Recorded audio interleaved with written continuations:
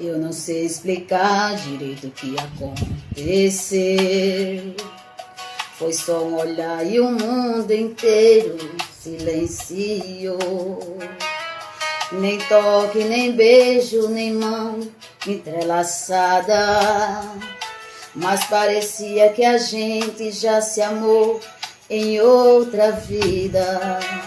E no meio da multidão, seu olhar encontrou o meu, como duas estrelas perdidas que o destino reconheceu.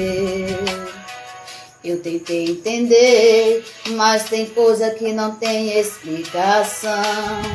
Quando duas almas se encontram, o coração dispara sem permissão. Foi conexão de outra vida.